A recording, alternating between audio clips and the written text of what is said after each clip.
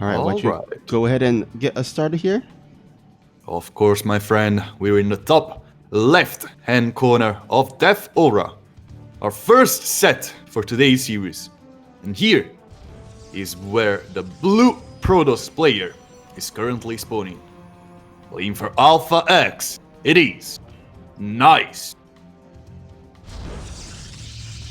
And spawning here at the bottom right, he's our lovely red Zerg player, representing the team of Freaka Freaks. Make some noise for Armani.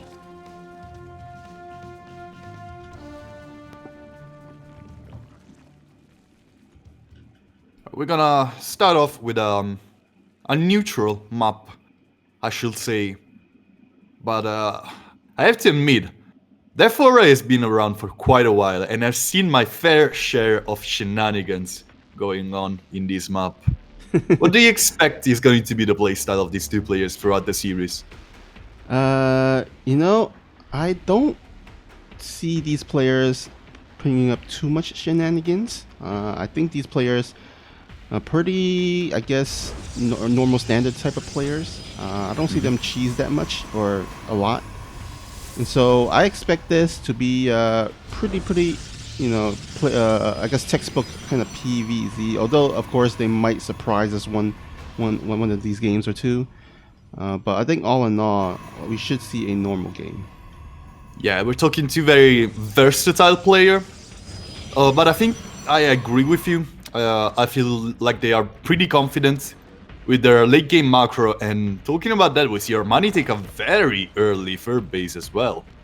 Yeah, you know what? I don't think Nice sent a probe scout, did he?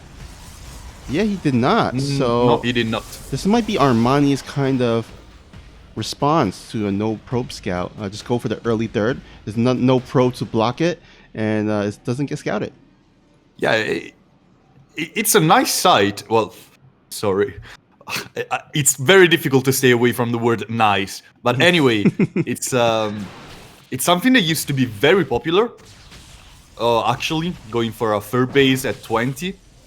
And it's something that kind of fell out of fashion for multiple reasons. The biggest of them being the Glaive Adept timing, and recently the Void Ray opener that has been so omnipresent, I'd say, in this matchup.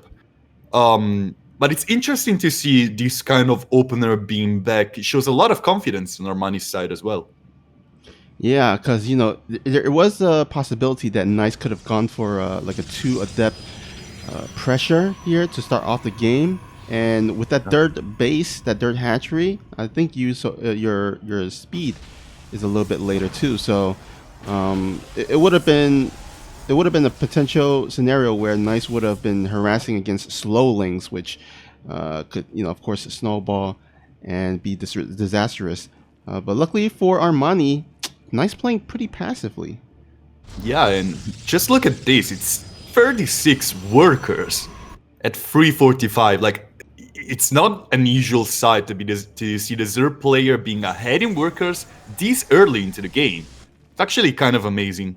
It's a very thought out play, and Nice is gonna answer with his own 4th minute Nexus, which is again a pretty standard timing.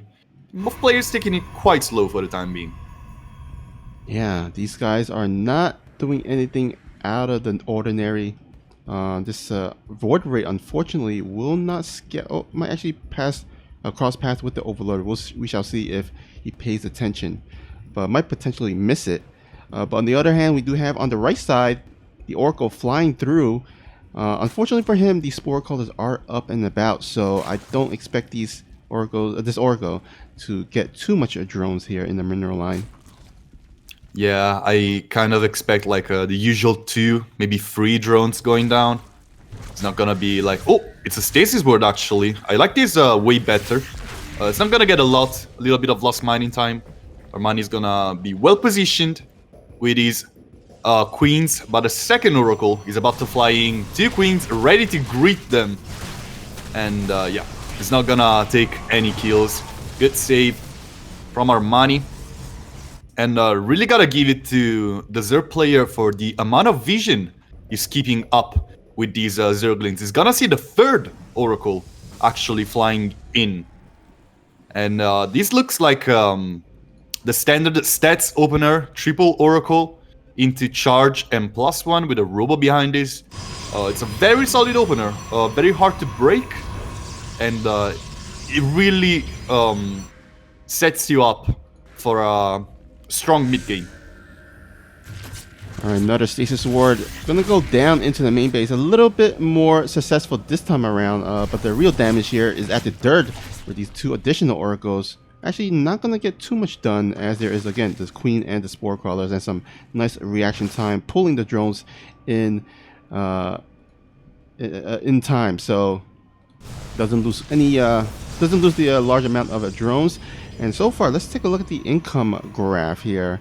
Yeah, for the most part, it has been in the red. A little bit of a spike here for Nice, I think because of the Stasis Ward, but again, it's pulling in favor of Armani once more.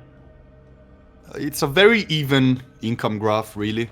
But to be honest, at this stage, Nice not being able to get too much damage is gonna work out great in favor of Armani, who's really setting up a powerful army and a powerful economy.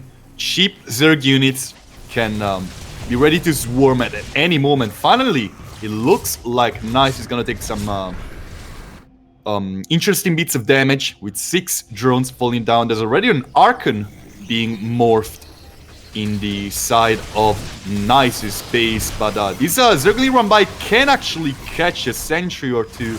Armani decides not to commit, and 3 probes are gonna be caught up in the aftermath. But in the end, it's not gonna be anything too crazy. Nice follow-up with Baneling speed and Hydra Den on Armani's side.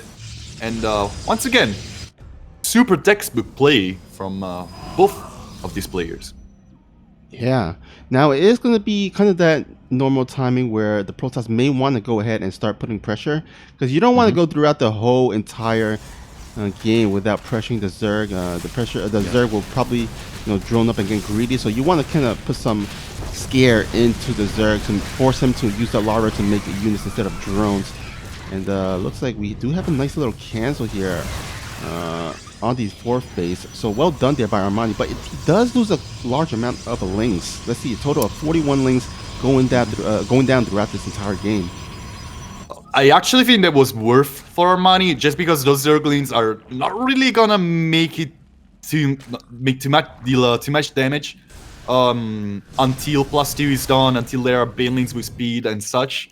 I think trading those links for the cancel was actually a pretty good thing, and you see Nice taking some heavy precautions at this 4th base with a lot of static defense and shield batteries, and even a Stasis Ward fearing an attack incoming from Armani, while another run-by, possibly Baneling run-by, is setting up in the top right, while the rest of the army is ready to break down a couple rocks.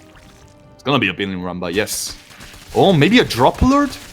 Oh, Yeah, yes, it yeah, is. definitely.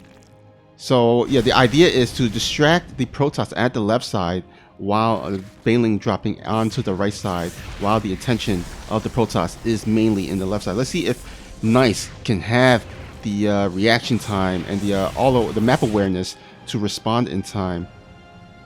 I love this drop alert play. Going around this much static defense, very good catch on Armani's side, but Nice. Oh, easy reacting. Oh, that's a slow reaction, and that's a lot of death probes, my friend. 15 down the sink. The drop alert falls. That's a lot of damage. Yeah, he even had one more Baneling to spare. You could have even gotten more, but I guess 15, I think he should be pretty happy with that. Absolutely. Oh, huge Stasis Ward. Oh, second huge Stasis Ward. That's a little bit of disaster from Armani's side. That's going to be a lot of dead Zerglings. But the Zerg player has his follow-up, has his infestation pit. The hive is almost done. He has a lurker den. All the pieces of the puzzle are well put together for Armani. I love that force field blocking all these Zerglings. Although the Zergling has another pathway into the natural, so silly. Yeah. That's a huge mistake, and now the fourth base is exposed, but is not really taking care of the run by 15 Zergling. Oh, after that beautiful stasis work, I would expect better for Nice. This is way too much damage after such a successful double stasis work. Yeah, and you know, I like this decision by Armani to pull back and not going forward, not just kind of throwing the game away. He's gotten the 15 probes earlier, getting another 15 now, and now he is morphing all those lurkers here. Once those lurkers are up, it's going to be really tough. Although there's not a lot of buffer for these lurkers if the Oracle can... Absolutely. Yeah, that is kind of a disaster on the side of Armani. These lurkers finally morph. He was able to buy himself so much time, but so many payloads detonated on Archons, and you never want that to happen.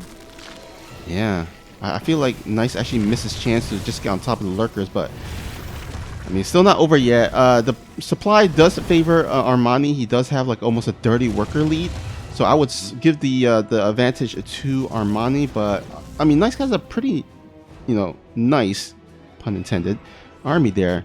So yeah. I mean, if he can make some more Immortals, he does have a lot of Archons. Get some Storm to kind of zone out the Hydras and Banelings, and then get on top of the Lurkers. I mean, he might possibly be able to turn this game around. That's a very solid army, and with a fleet beacon incoming, Nice can really bring it to the next level. But at this stage, Armani's defenses look kind of unbreakable, really. It will require a severe mispositioning on the side of Armani for this to be a successful attack. Nice, just strolling on creep currently.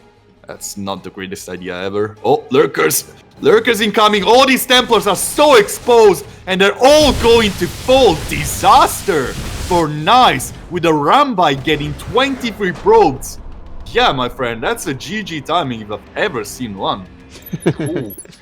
Yeah, I mean, losing too much probes at the end, and he knows it. I mean, it would have been really hard, especially since that army, you know, with the lurkers. I mean, the idea is that you either catch the Zerg army with the lurkers unburrowed and catch them out of position, and then go on top of them, or you can hold or prolong the game long enough so that you have enough carriers out that you can overwhelm the Zerg player. Because, of course, lurkers are, you know, derived from Hydralisk. So the more lurkers you have, the less Hydralisk you have. And the less Hydralisk you have, the less anti-air you have, and the carriers can kind of overwhelm the Zerg. But with all those lost probes, the resources mining would have been delayed and stagnant for a while. And so you wouldn't have enough carriers to even overwhelm the Zerg at that point.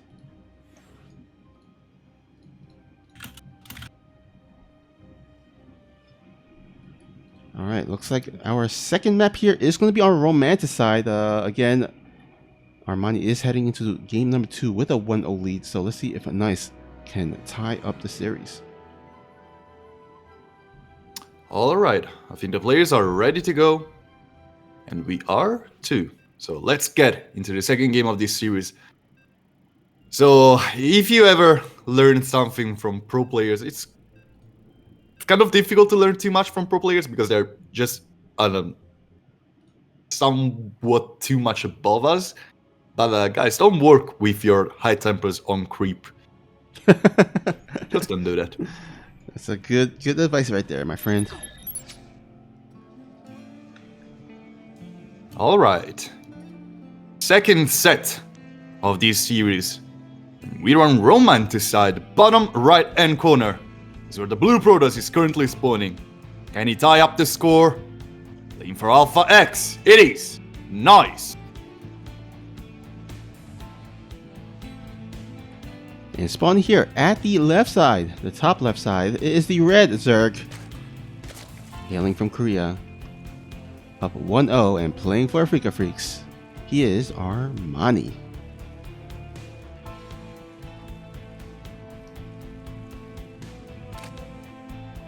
Alright, another macro map, I'd say, but this time Nice is gonna go for the hatch block, which is honestly, like, whenever I don't see an hatch block with the probe, it's honestly a missed opportunity in my mind. it doesn't really deal damage or anything to the likes of that, but it kind of puts your opponent in a places he doesn't really want to be. It makes your opponent waste a little bit of APM, it makes your opponent waste a little bit of time, and the time that could be spent elsewhere. And this matchup is all about slowing down your opponent and be able to get that important tech units and upgrades before your opponent. So being able to buy some time, it's always very valuable. Yeah, for sure. I mean, especially since in the early game, there's really not much going on. You might as well use some of that APM to disrupt some of the economy of the Zerg. So, yeah, you do see a lot of Protosses has been sending out their probes a bit early to do so. And with very good reasons.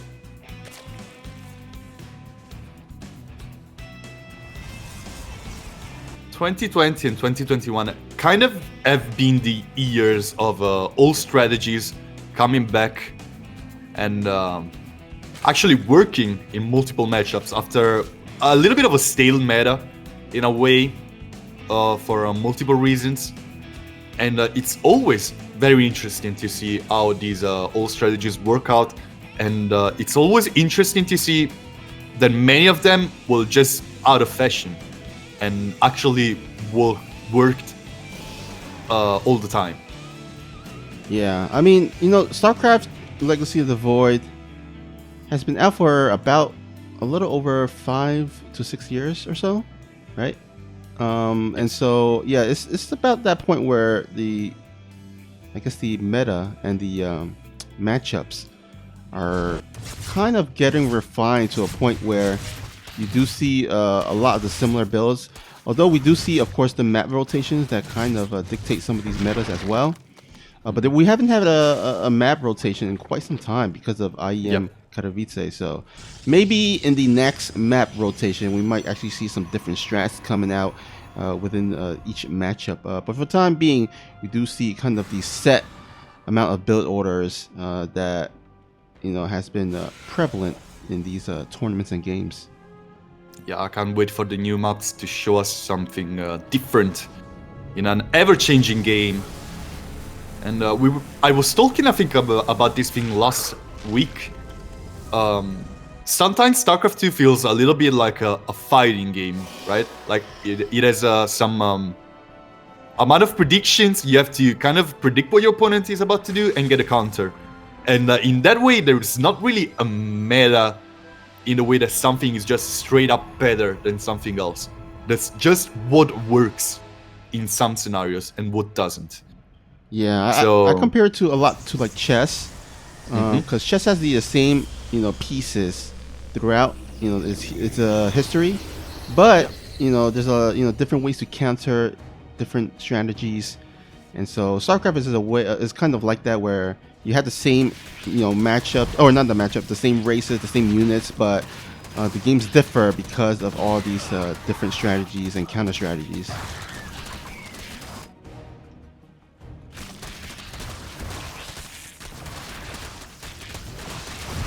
Alright, actually ARMANI is getting quite a lot with these few Zerglings. He's gonna get 2 Adepts and a Violin.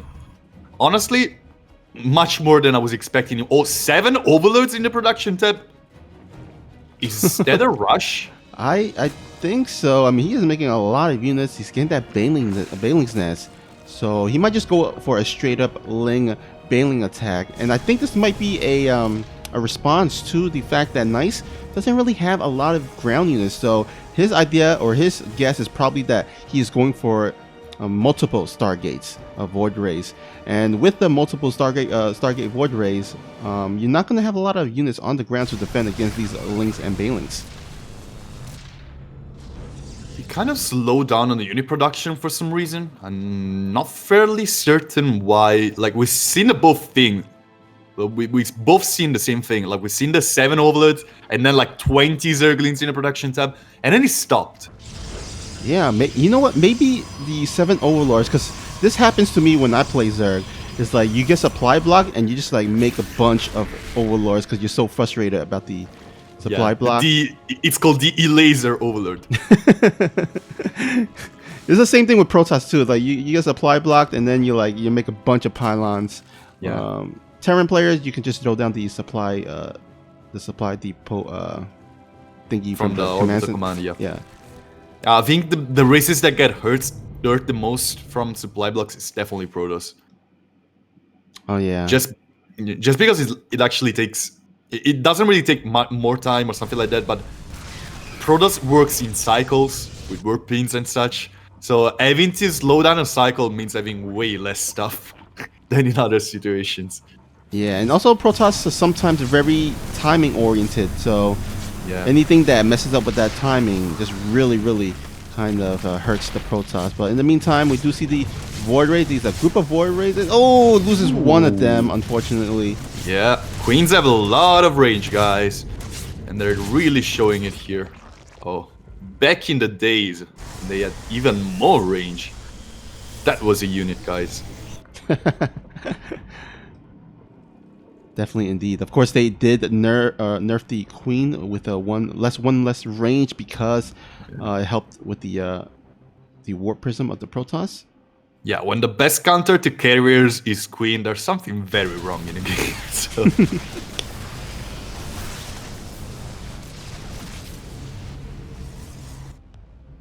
All right, we do see a total of 6 Void Rays here, but of course this natural has been fortified with this group of spore crawlers. But you know what? It's nice to just bypass it right there.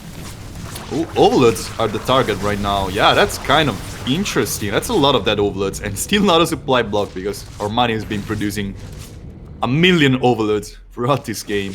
But the Oracle is gonna try and fly in on the other side, put down a stasis word, and it's gonna be instantly destroyed by 2 Zerglings. Very good catch on ARMANI's side. Alright, let's take a look at the income graph once more.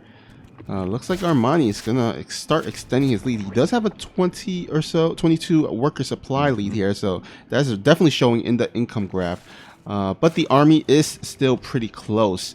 And you know what? ARMANI does have a lot in those Hydralisks. There's no lurker then, I don't believe, right? Yeah, there's no lurker then. Nope. So Nope, these storm might actually be pretty effective against these lurkers, although it is still a little ways to done, and this attack is commencing pretty soon. I think this storm will finish by the time this attack goes on.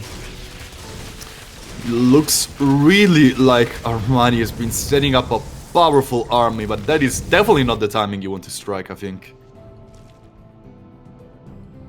Oh yeah, it's 2 Overseers. When I see red dots flying over Protoss base, I always get excited. But the drop alert is still pretty far away, and honestly, it got caught by Nice. Nice knows that this is happening. He sent 2 Zealots on that side. There's another drop alert on the top right. He's about to strike at 2 different places. And there is a Void Ray in the bottom left and one in the top right, both patrolling. Oh, this is perfect. Absolutely perfect. I don't expect Nice to lose any probes here. First Overlord does fall, and the second one does fly out of the range of that one Void Ray before another little disaster can happen. Flip Beacon, almost done for the Protoss player, and there is a hive in the making inside of ARMANI space. So, Lurker then, you called it, is gonna be there. But Nice has been kind of raising tech at this stage. He's been kind of just focusing on reaching the higher tier units, and is now currently producing 2 carriers at a time. There's this window of timing in which ARMANI is much stronger than Nice. But it's not gonna last long, and you still gotta dodge those storms. Well, at the very least, Nice will have those carriers way before this lurker attack. So I think, you know, he's at least in position to make sure he doesn't outright die. A little bit of a skirmish here onto the left side, but this is, of course, a kind of a distraction for these banelings on the right side. But all these cannons and archons just gonna absolutely destroy these banelings. Oh, that's a lot of lost gas in that spot. A lot of dead banelings, and they got only a single archon and a pylon, I think. This is definitely not watching. Oh, the walls is open here in the bottom left. Good storms are gonna keep the banelings outside of this base. And honestly, I don't think this is very worth for Armani. The drop alert almost falls, and a bunch of units get caught in the aftermath as well. Many good upgrades are in the making for Armani. Another base is about to be taken, and that's the Rich Vespin Geyser one. But Nice has been getting these carriers. He's been starting a mothership. And honestly, he's about to catch up in army supply with way better units than his opponent. Yeah, I agree. I mean, the army of Nice is nicer. I can't avoid these puns, guys. Of course. It's nicer compared to Armani. I mean, he has a lot of these tier 3 units, and Armani is still working off of these tier 2 units. Yeah, just look at these beautiful stones getting on everything. Of course, there are way too much Zerglings and Banelings. They're still gonna get on top of everything. One of the carriers is actually pretty exposed. Finally, shield battery is gonna keep it topped. And honestly, those shield batteries coming quite in clutch, as well as the Archons. Man, Archons do take a lot of time before dying. A Neuroparasite in the making for Armani, as well as a Spire. Is this going to be the classic Corruptors, Broodlords, and Infestors kind of army? We might... I mean, it's possible. I mean, of course, he's definitely going to need a lot of Spellcaster units to make sure he is able to... Oh, check the third base of Nice. Check the third base of Nice. Yep. Finally, this drop alert. Finally, he gets stuff done. It's going to be 11 probes. And the later the game goes on, the less these probe losses are going to be impactful. But Nice is still kind of economy heavy. So this is actually a fairly good hit to the economy of the Protoss. Yeah, if you can limit the economy of the Protoss as much as possible, it's going to make it hard to replenish the air fleet that Nice is having. You know, if the big battle happens and, you know, the Armani has a bank while Nice doesn't, it makes it so much easier to close out the game. Another Zergling run by in the top right. Doesn't accomplish anything. Thanks also to the mothership. But at present time, Armani has this little bit of time to make enough infestors to actually be a big threat to the army of his opponent with these many spines, stopping the High Templars from getting too close. This is an interesting position for both players. The game could be lost by any of those in a very quick fashion if they make a single mistake. Absolutely. This middle base here is going to be the point of contention. As you can see, all the spines and spores moving forward slowly but surely. And it's going to make it so great for Armani to have those spores and spine kind of taking some of these damages while the rest of his units put on the hurt. Of course, it all comes down to execution of the fight, of course. I would like to see just a couple lurkers, maybe in the most outside bases, because even Nice takes an engagement, loses some supply, but still comes out on top. Zealot run-bys suddenly become deadly. And there's nothing better against a Zealot run-by than really lurkers. Oh, that's a big engagement coming here on creep.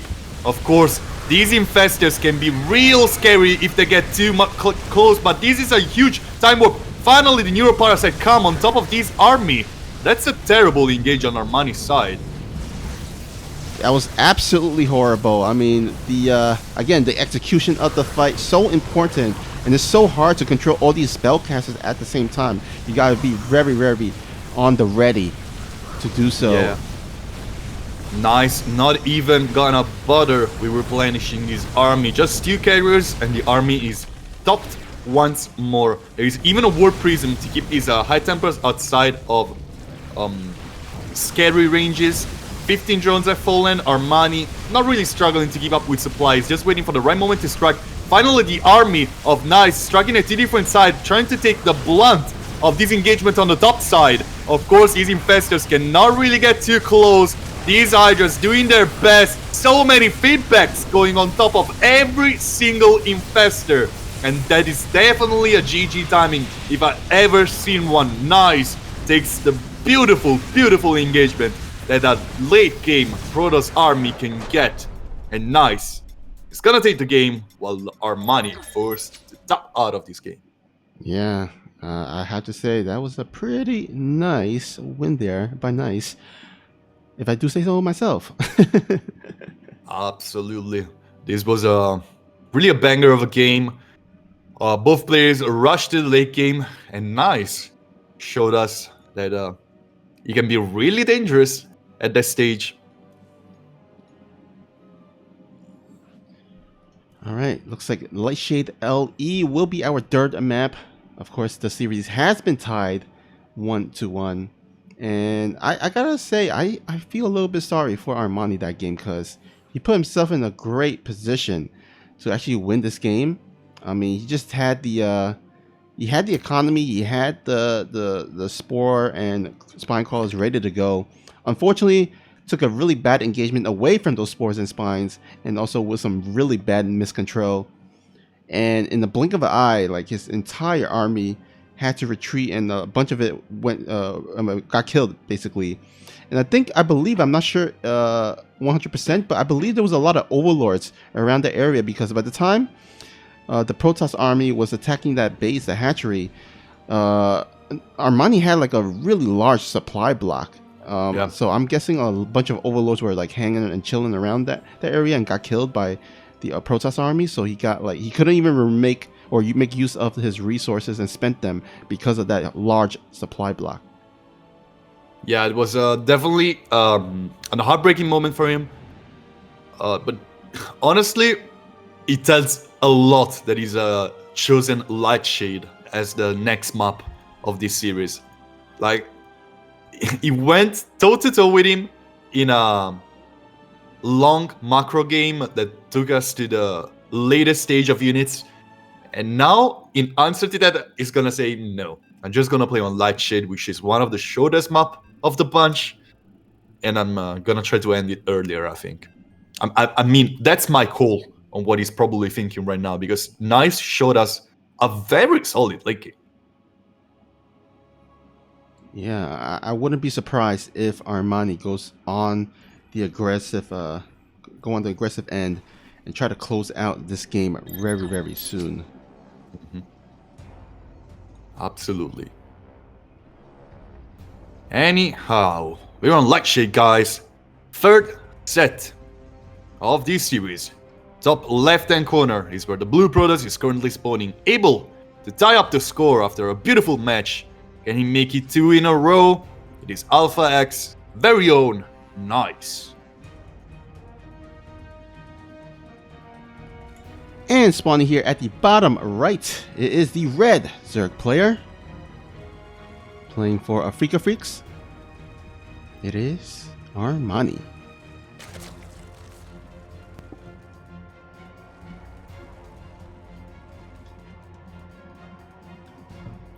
Another hatch block on the side of Nice. Show them ups hurts a little bit more, but again, this is a conversation we had a few streams ago. There's been some Zerg players who are actually getting both on Oxide and on Lightshade this third base instead of the other. Yeah. Do you think that's because, as we were saying before, Armani is about to be playing a little bit more aggressively this time?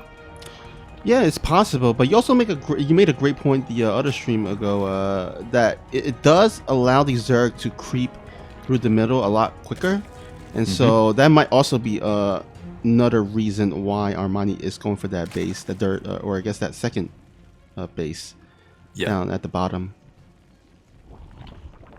Yeah, that's definitely a possibility, and that can definitely work in many different situations. I still highly doubt Armani is gonna bring this game to a later stages again. But on the other hand, him getting away with a triple archery very early on in the first game, I think that is something that can really be happen again in these games. I just feel Armani is feeling a little bit less confident after last game, while Nice had a real big boost after such a well-executed game. Yeah, I mean, he probably felt a little bit bad because again, he did put himself in great position to win that game, and it's hard because you spent all that the majority of that game setting yourself up, right, for that checkmate, but then all of a sudden, like the checkmate goes to the other side, and your opponent in the blinking of an eye gets the checkmate on you, and you're like, oh man, all that set up for nothing. And that's kind of the brutal part of StarCraft, where you might be winning like battles after battles throughout the whole game, but then one blunder and like suddenly your opponent gets the edge and they win, and it's a really tough game mentally for that purpose. Yeah, and mental works a long way in StarCraft 2. And talking about that, that is going to be a serious hit to Armani's confidence if this Glaive Adept timing strikes and gets the victory for the Blue Protoss. Because I think, I've been talking about this for the past 5 minutes, I think. Because Armani is probably going to try to play a little bit more aggressively this game. And Nas is going to say, yeah, okay, I'm going to go for an Adept timing. And we all know how deadly an Adept timing can be. Yeah. By the way, I'm not sure if you caught it, but Armani was going to pull his drones for this all-in attack. And the probe of Nice spotted the drone pull-out. And that forced Armani to like pull back the drone, and then he tried to pull again, but the probe was still alive and saw that. So you see that our Nice for temporarily was like defending up. He was making shield batteries. He was like getting the complete wall off in preparation for this semi all-in by Armani. And of course, because of the vision of the scout, Armani had to abandon suit, and now all these lings that he just made, absolutely useless. Seeing 3 adepts morphed, warped in by Nice at the natural should be already a pretty big tell for Armani that is in real danger. 10 Zerglings in the production tab, of course. He needs to defend against this. Meanwhile, here in the top right, the Queens are trying to do their best, but these adepts are definitely gonna slip through. Oh, and that is going to be so many dead drones over here in the main. Finally, the Zerglings catch up, but the spawning pool positioning is working out against Armani right now.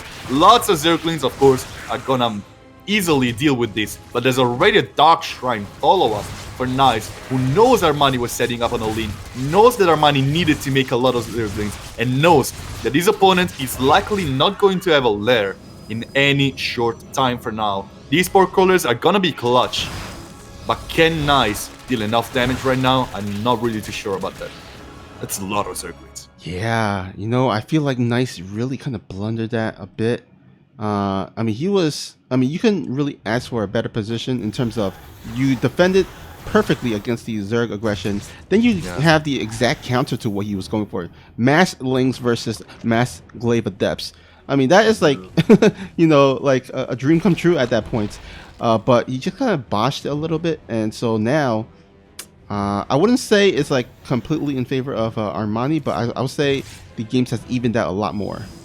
Absolutely. And with Armani scouting the Dark Shrine, I have serious doubts these Dark Templars are going to do much.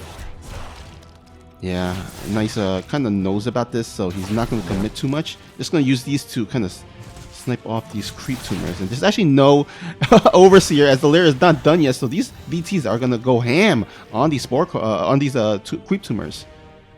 And honestly, that's a pretty good game decision timing, like knowing that your Dark Templars are probably not gonna get much.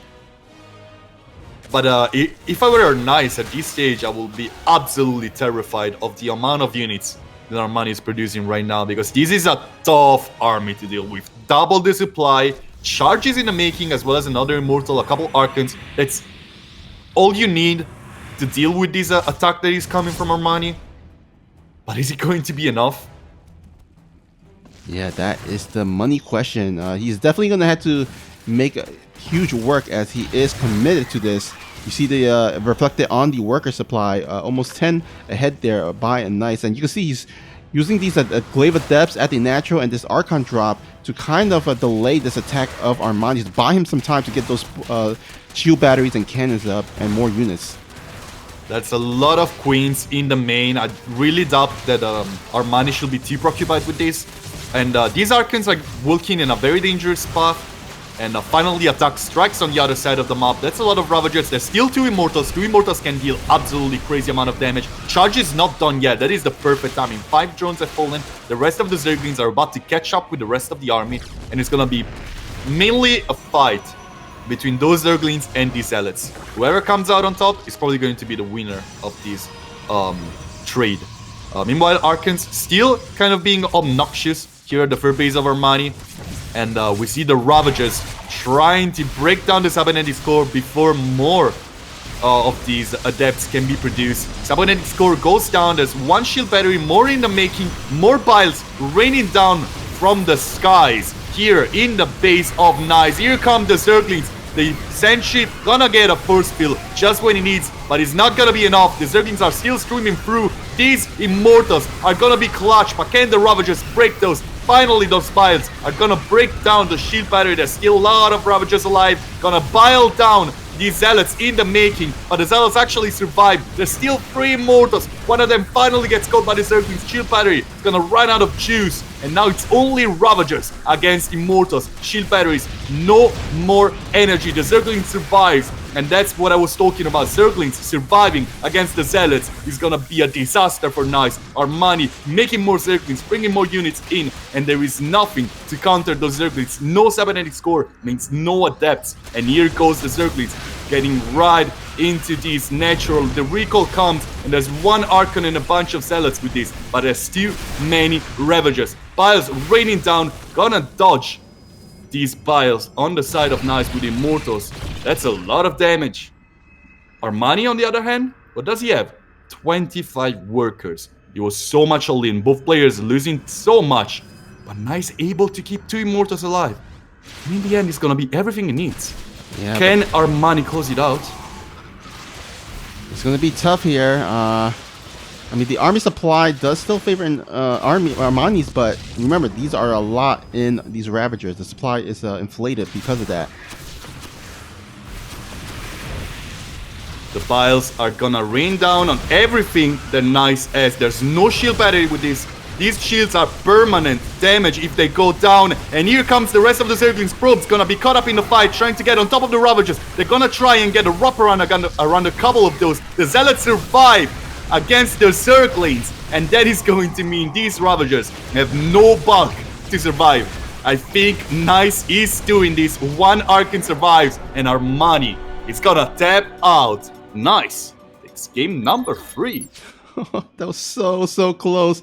I mean, even at the end there, I was like, oh my god, who is going to actually win this? Who is going to take it? And you know what?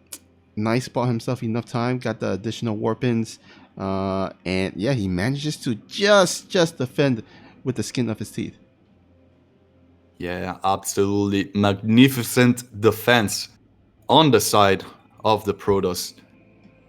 And yeah, Armani, a little bit of heartbreak once more. You were talking about that beautiful metaphor of a checkmate in game number 2. I think this time has been even heavier on him. He had all the pieces of the puzzle together, and in the end, it just wasn't quite enough. Yeah. I gotta say, I think considering the situation where Armani just had a really huge blunder in the early game, he did actually do a nice job almost winning that game despite that.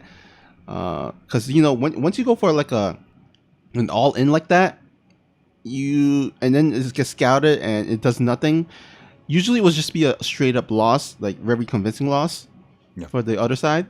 But Armani actually made a game out of that. He almost made it look like he was about to actually turn it and take the game. So I got to give a lot of credit to Armani for making a game out of that. But of course, got to give more credit to Nice for closing it out and taking this 2-1 lead as we head into game number 4 on Pillars of Gold. And talking about him in the bottom left-hand corner, wearing the blue colors, plays for Alpha X, is leading. Can he make it 3 in a row? It's Nice. And spawning here at the top right is the red Zerg player looking to tie up the series here.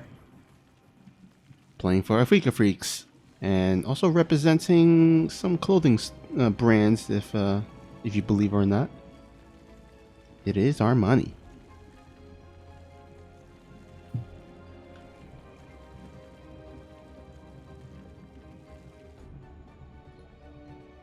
Another hatch block. It looks like nice. As came back from the mistakes in game number 1 and has been working towards improving this particular matchup against this particular opponent, since everything has been doing in the past 2 games has been working really, in one way or another, but has been working. Now, what do you make of this decision here by Armani going for the 12 o'clock hatchery base instead of the one that's like next to his main base, like we saw in the previous games, like on Lightshade and stuff? On this particular map, I think it's easier to defend. It's a little bit closer, and of course you're gonna take the other base soon after your natural, because that's the way you're going to expand the base in the top left-hand corner is way too far. But I guess this is more of taking the open space, the more defensible space, and one that is further away from your opponent. So kind of taking just a step back from the direction he took in the previous game. And I think that's a solid decision. Yeah, I'm actually thinking the same thing too. Because of how horrible that game went last. I mean, at least the start went pretty horrible. I think he wants to go ahead and play a more macro game here, a bit more passive and more macro oriented. So taking this space, wide open space area, and a bit further from your opponent, probably the better choice. Yeah, especially since he now knows that Archon Drop is a thing in nice arsenal, right? Mm-hmm. Like he has this kind of build in what he can do, and he can perform that quite proficiently as well, like you see in the previous game, being able to buy so much time for himself. And taking the other base, or the other third base, will lead him to being kind of exposed to that kind of Archon play drop. So I think that it's also a step in that direction, kind of prompting your opponent to go into Stargate, which Nice did, and working out from a position you may be a little bit better at defending against. All right, some a little bit of worker harass. All in all, pretty even trade here. Two drones, 1 probe. Although I guess 2 drones is a little bit more, but not 2 game ending or anything. But this Oracle though, might be able to get some. But with actually going down for the Stasis Ward, probably the better. This Stasis Ward, it's gonna take a lot of stuff. Armani a little bit slow on his reflexes in this situation, and that's gonna be a little bit of an income advantage in favor of Nice for the time being. Imagine if he gets another Stasis Ward right here with the second Orca. That would be pretty sweet. There's a pylon in the top left, meanwhile. Oh, wow. Oh, no Stasis Ward, just a couple drones. Laser beam down. This is kind of odd, because usually you would imagine like there will be either some glaive adept timing or some DTs to make a reason and logic of that proxy pylon, but I guess it's just used for double adept harassment, which is pretty good, I guess. Yeah, and Nice botched his pylon timing a little bit as well. He was supply blocked and wasted a whole chrono boost on that Stargate. But he's gonna make up for this with 5 drone kills with the Adept C-17. And now the Oracles are gonna make it 8. Yeah. Not too shabby. 12 total drones going down throughout this whole game. Now I am expecting Nice to start getting his third base here, as you do enough worker harassment time to get ahead with that early third base, because you don't want to go to a situation where you get all those drones, but it's not worth anything because you got a very late third base and your economy is like still on two bases. So okay, there we go, third base, but no units here to defend against this. Yeah, it's gonna be a council and a dead adept. Very good catch from Armani. That really evens the scale. But I'm a little bit more concerned in Armani not scouting that is going to be a +1 air weapons with a second Stargate.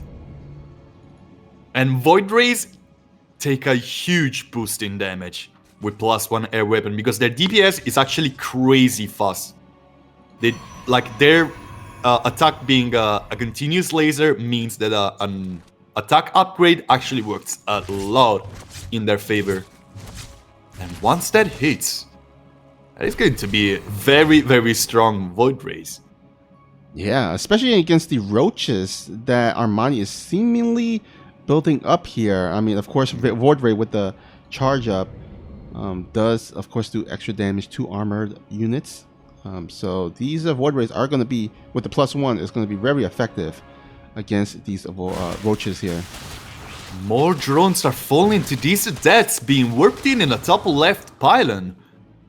This is a crazy good game for Nice. Very interesting decisions. And now, you just gotta kill all of those queens. Not many transfuses available. The Void Rays are kind of falling down. There is a beautiful timing from Armani striking right before +1 air weapon can hit. And losing air units right now is a little bit of a disaster for Nice. He needs to wait a little bit.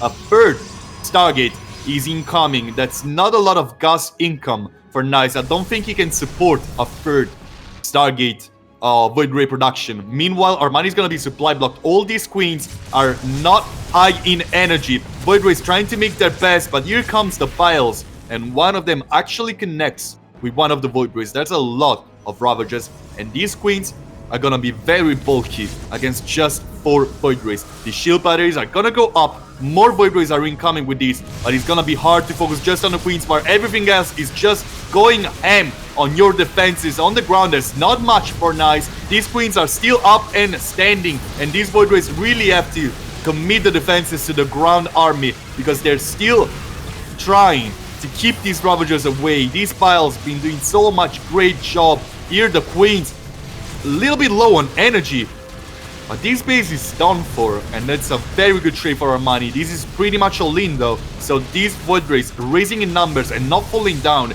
is gonna be very hard to deal with for Armani.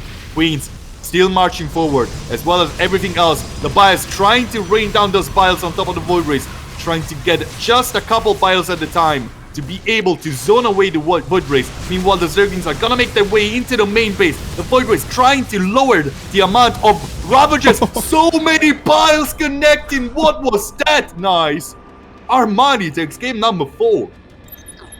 Oh man, the sweet hellfire of those corrosive bows. Jesus.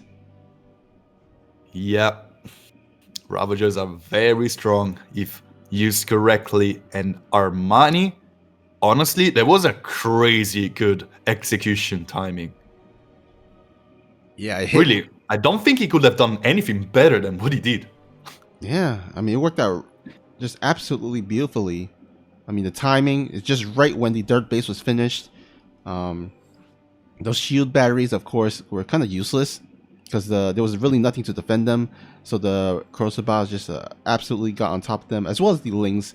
And so, you know, even then, like, Nice was still in, I think was okay if he held on to the natural.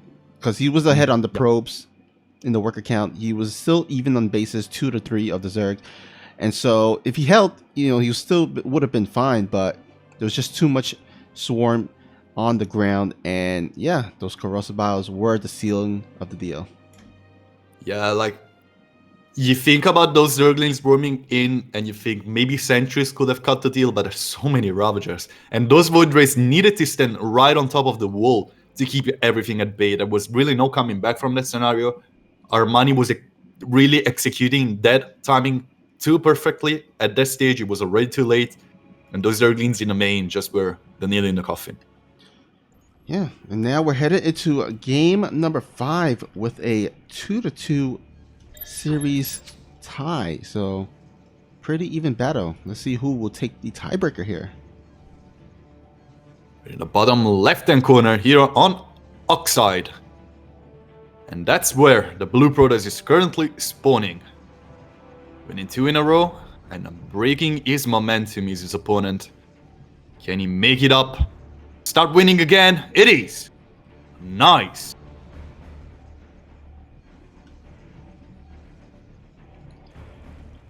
And here at the top right, he's the red Zerg player playing for Afrika Freaks and hailing from Korea. It is ARMANI.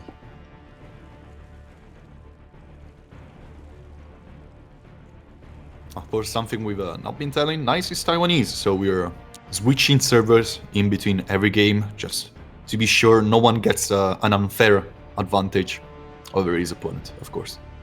Yeah, I mean, although I guess like Taiwan and Korea are pretty close in ping, right? Or I have absolutely no idea. It's like 100 ping difference for me, but I'm European, so... okay. Yeah, Taiwan is like 250, Korea is 350. So that's a big difference for me. I don't know how much it is for them, really. Yeah, I mean, either way, it's at least, at the very least, it's better, I believe, compared to Korea to EU, so... yeah. That is definitely a thing. I would imagine the I think I would imagine the ping will be pretty okay, considering the situation.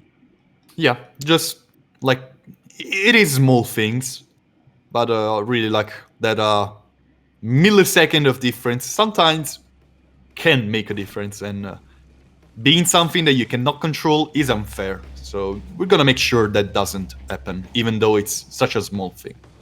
Yeah, I really wonder, like, how far into the future will we be till it comes to the point where no matter where you are on Earth, the ping will be very, very low. Because right now, it doesn't help in the esports community, of course, with these pings. Yep. And so, you know, maybe sometime in the future, I don't think it's anytime soon, by the way. I think in the far future, if someone can invent some technology where it just erases and eradicates that ping, that might be the best. I mean, of course, there are like, I guess like ideas of maybe a satellite, because you know, you put a satellite in space and it provides internet. Then it doesn't, you know, it helps decrease the amount of ping. But then the satellite itself, it does have a lot of ping, internal ping, so that doesn't really solve anything. So maybe in the future, someone can think of something to help with that. Who knows? It's very interesting. Actually, it's pretty insightful. Yeah, it's something I was never really thinking about. Like, it's almost like took for granted. Then two people very far away are definitely harder to connect. But who knows? Maybe someday. Maybe not even that far. Who knows? Yeah, I know that SpaceX mission with the satellite are providing internet, but I've seen some of these speed tests from it, and there's still a lot of ping. So I don't think it's going to be able to solve the ping issues with that. So who knows? Maybe, of course, the genius of man itself can come up with a genius situation. But anyhow, in the time being, we do see two adepts going to be making its way to the third base, or I guess the initial second base. Let's see how many drones went down there. Only one. Only one, yes. It's gonna be a total of 2 from that adept. And honestly, like, it's not about to be too much of a bother thing for Nice, but he's been definitely hitting harder in the previous game compared to this, and it really didn't end up well for him. So maybe taking a little bit of damage, well, dealing a little bit more damage, is something that he needs to prepare for in the next few minutes of this game. Alright, Orko gonna be making his way to the natural, but we'll be greeted with these 2 queens. So, or I guess 3 queens now. Not gonna be able to get too much done. But of course, it's okay. I always say it's better to keep the Orko alive than to get to suicide and get like 1 extra drone. Because in the end, you can always send it later in the game, in the mid game or so. and maybe throw down the stasis ward into the mineral line or get some additional traveling drones in between bases. So very important to keep that Oracle alive.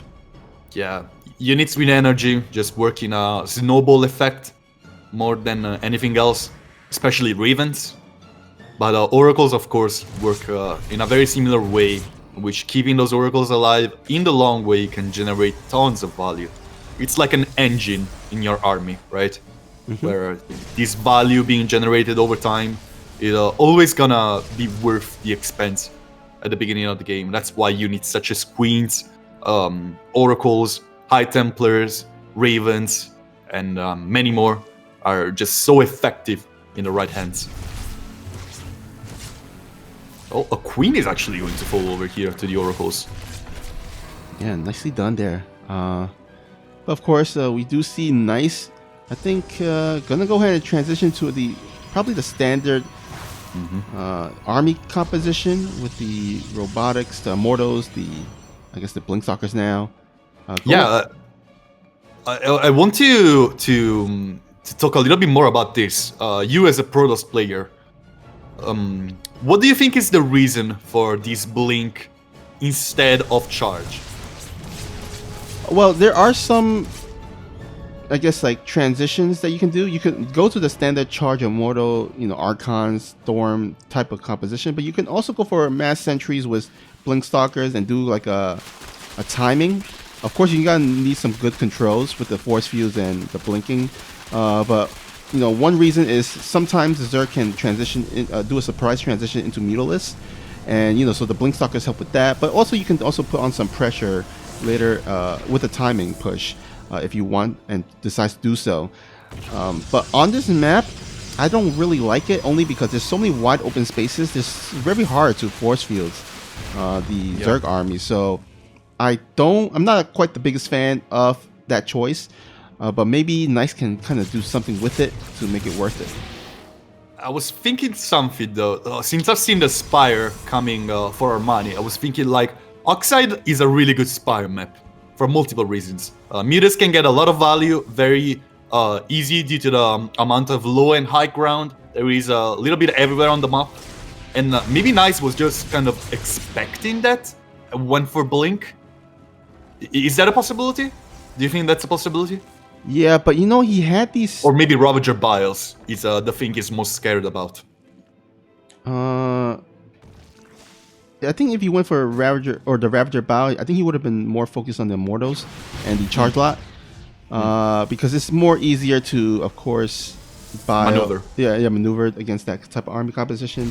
My guess is that it's probably to deal with the Mutalisk, but it's still a curious choice because he did have the Stargate. I think Phoenixes would have been the easier choice to counter the Mutalisk instead of Blinkstalkers, because Blinkstalkers you need to maneuver around correctly in order to defend against the Mutalisk, but if you maneuver around, you can have a situation where there's too much Mutalisk for your Blinkstalkers to handle.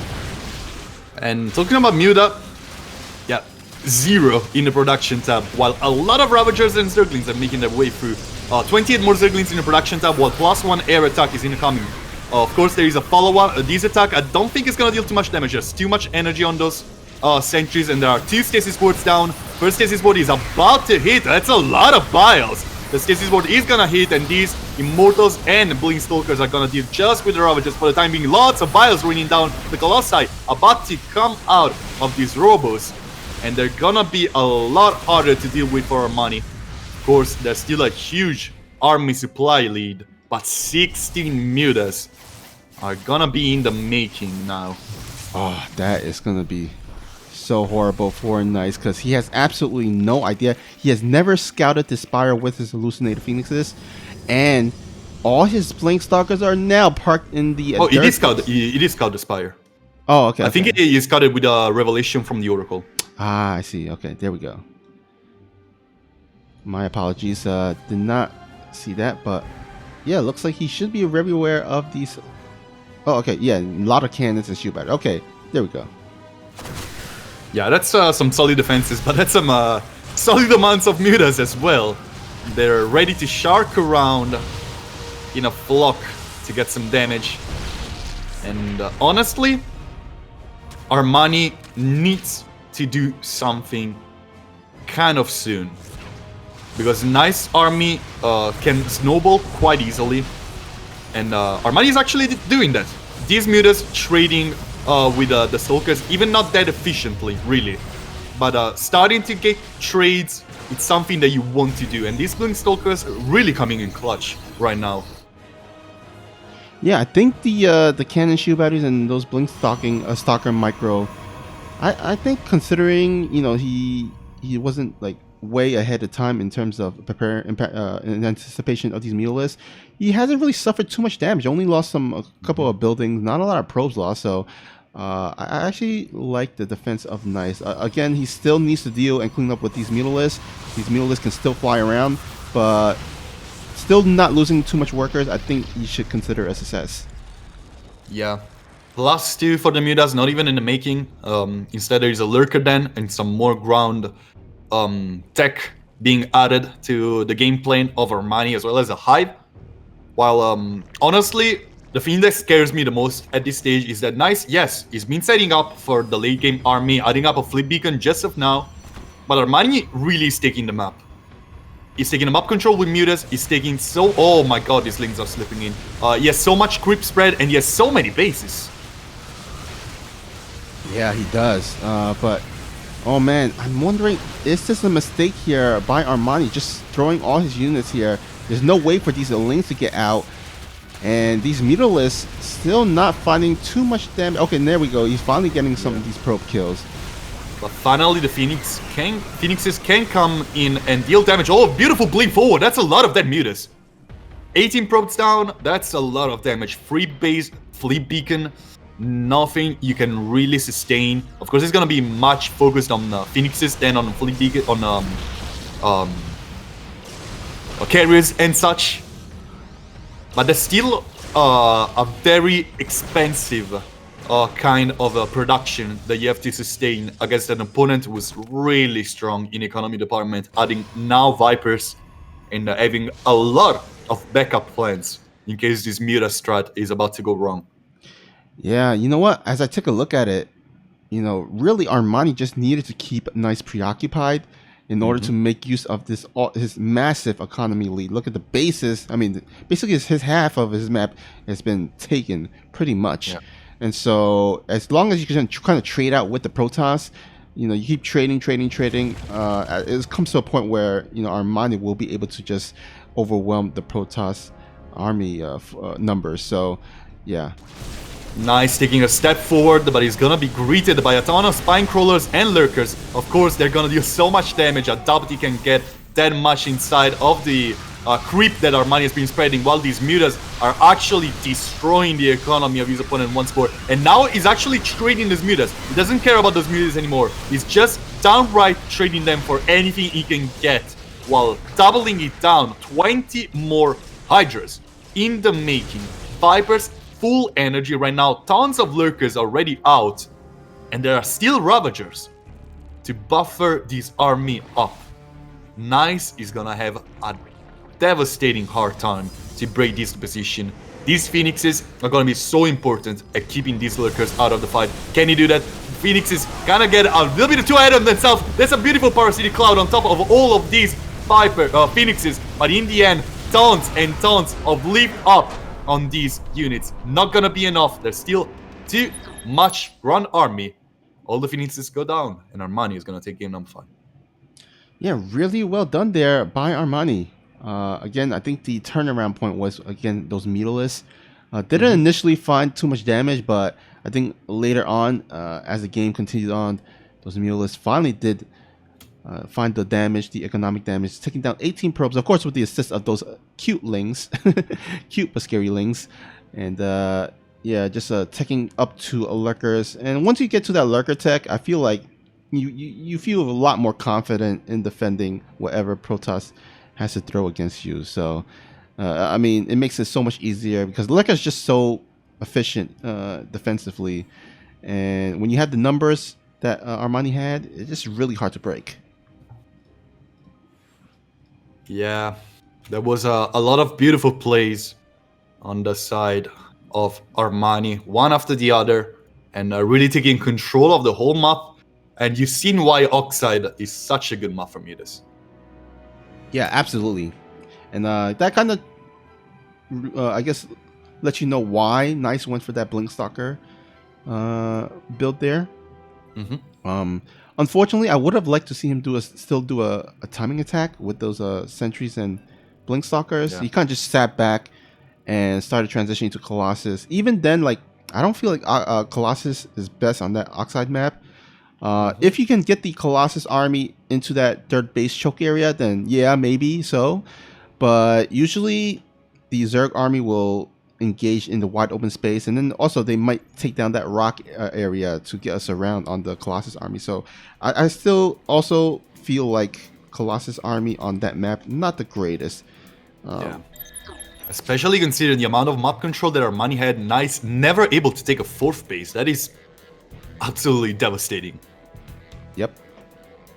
And talking about him, we're in the bottom left-hand corner. He's chosen the map of Jagannatha. Interesting choice indeed. But he's been losing 2 in a row.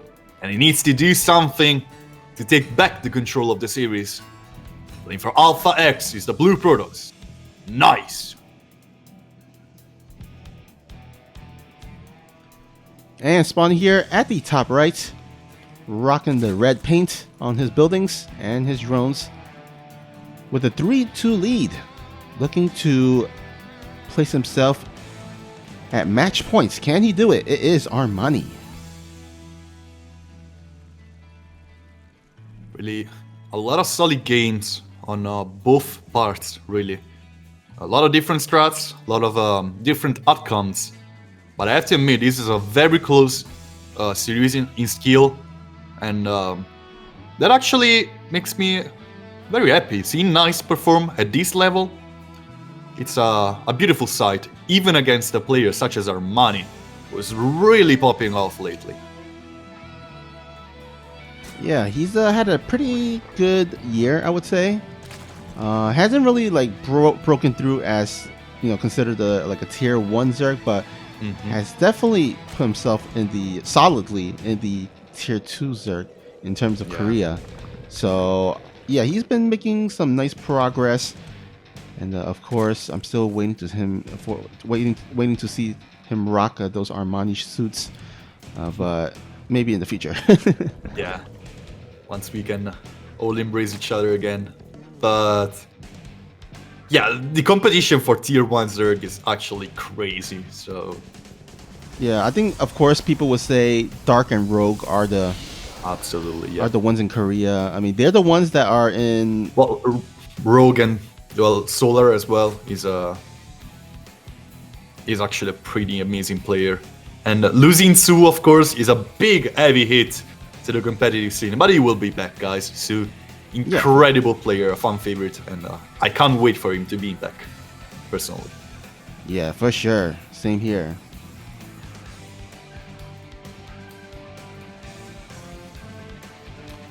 All right, Stargate Tech once again by Nice.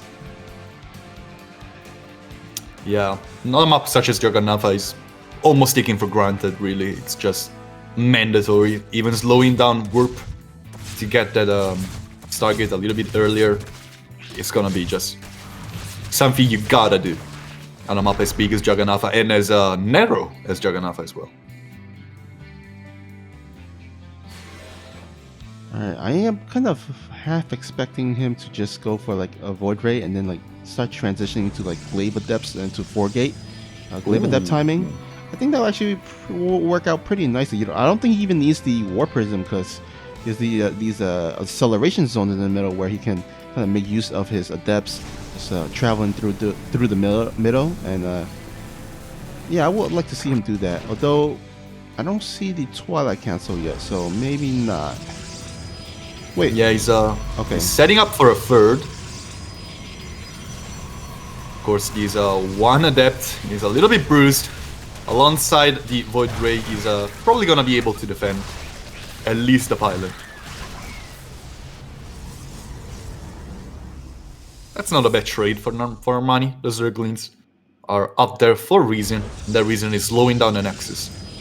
And he does exactly that. All right, we have yet to see any type of transition from Nice. Oh, Robo. Okay, there we go. Robo. However, what is this Robo really for? My guess is probably a little bit more defense oriented. Oh, Stasis Ward doesn't go up in Armani's main. The Zerglings were able to catch it before it popped off. And Beaming Nest incoming for Armani instead of the Roach Warren he's been doing for the past 2 games. So, going to go for a melee-oriented build. And on big maps, a little bit better probably. Well, the Revelation gets dropped and scouts the Beaming Nest. Here comes the Twilight Council and the Forge, probably for gonna guess a charge and just a +1, nothing too crazy really. Coming here on the side of Nice. Yeah, we might actually see that, classic charge lot Archon Immortal type army this time around, as I don't see the Twilight. I mean, the Twilight Council would go down a bit earlier if you were researching Blink, because Blink takes actually longer to research than charge. So with that later Twilight, I'm guessing we're going to see that type of army composition coming out of the blue Protoss here. Yeah, taking a step in game 1 direction really. Both players going for a very standard, by the book kind of opener. And Armani really droning up a little bit too uncontested, honestly. Nice probably has to do something about it in the next few minutes. Yeah, I mean, you see Armani taking, of course, the later layer because of the scouting of the Stargate. And that's one of the weaknesses of opening up Stargate, is that the Zerg doesn't really have anything to fear. So they just drone up and get a later layer to, of course, push their economic lead there. Here comes the Templar Archives you've been talking about for Archons and Storm. And Nice has set up powerful defense for his third base with a full wall of gateways. There are a couple sentries and a stasis ward to hold the natural. But Armani, slowly but surely, has been taking control of the map. Lots of crit teamers. Finally, Nice does something about it with these Void Rays and the Observer trying to stop this creep from spreading too much. And gotta issue a recall to keep these Void Rays alive. But I call it worth, even if it didn't deal a lot of damage. Just trying to keep the creep in check is something that is about to be very important in the next few stages of this game. I feel like maybe Nice is a little bit shaky right now, because you look at the main base. There's 2 Templar Archives, and oh yeah, there are. there's only 1 upgrade from that Templar Archive, so there's no reason to ever have 2 Templar Archives unless you just want to flex your muscles. But anyhow, we do see a timing attack here coming out of Nice. He does. Let's see the upgrade. Okay, 1-1. Okay, so it's pretty even in terms of upgrades. But there's no Storm in this army. I feel like it's kind of weak. Yeah, that is an interesting timing for multiple reasons. These Archons are going to be a huge buffer for the rest of the army, since Banelings don't even have Baneling speed. Oh my god, these Archons are surviving through everything. The Banelings actually connect with the sentries. How did this ever happen? In the end, still 1 Void Ray and 2 Archons surviving. It is going to mean that this base is probably done for. And Nice taking a little bit of control on the map. I don't think this attack can really go on for much longer. There's a lot of units in the production tab for Armani, ready to pop off these Zealots, ready to charge on everything, while the rest of the army gets reinforced by this War Prism. 2 more Archons in the making. The 1 Archon that has survived is very low on health. Meanwhile, the Zealots fighting on the Hydras. 8 drones have been going down, but the Void Ray is finally going down as well. These War Prism transferring these units around to keep the Archon alive. This base is definitely going down. Nice keeping up with an army supply advantage. Armani, on the other hand, desperately trying to reproduce the lost army. These are just fighting in a choke point, but the Zealots are gonna charge on top of everything, and it's a GG 3-3 score. Tied once more. Color me impressed, or at least surprised, because initially I didn't think that army was like really that solid because it was just mainly charge light and archons. But those banelings just didn't really connect well with those charge light. A lot of them, or at least some of them, I think hit the archons, and those archons were just tanking some of those, a lot of damage. Again, like you mentioned, those archons were still surviving, at least 3 of them initially. And so, yeah, he managed to make that timing work. Yeah, it was a very interesting timing. Like, hitting just a second before Baneling speed was done, those Banelings were still morphing, means that those Archons were able to get so much damage. And one thing that is very difficult to maneuver with this army is not popping your own force fields with the Archons, because Archons, once they walk into force fields, those force fields pop. And he was able to keep the Archons just a tiny bit away from those force fields, not popping them, and actually keeping his sentries safe for another set of force fields, and closing the deal really with the first engagement. Yeah, that's a good point. And those force fields definitely important because the Banelings had to actually walk around those force fields, so it made it pretty inefficient. And then also, like, once the main engagement happened, I think another important thing was that he was able to kind of split his army a little bit, so that it made the reinforcement of the Zerg a little chaotic. Because, you know, if you can kind of prevent the Zerg from grouping up his reinforcement units, that makes it so much easier to fight. You can kind of split off an Archon and like some charge lot to one side, and then the rest to another side, and it makes it harder for the Zerg to kind of group his army together, because all the rallies are to one place. And so, yeah, I think that's also pretty important too. Yeah, once you take the rally point of a Zerg player, it becomes absolutely impossible to deal with a Warp Prism reinforced army. And that was what Nice needed to tie up the score. Let's see what is going to... A little bit of lag. Okay, finally it's fine. Let's see what is about to happen here. Who's about to take the match point in this series? Here on Submarine, top left-hand corner, is where the blue Protoss is currently spawning. Makes a noise for Nice.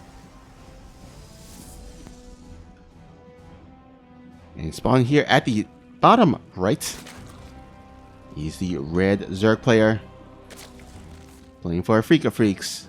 Give it up for Armani.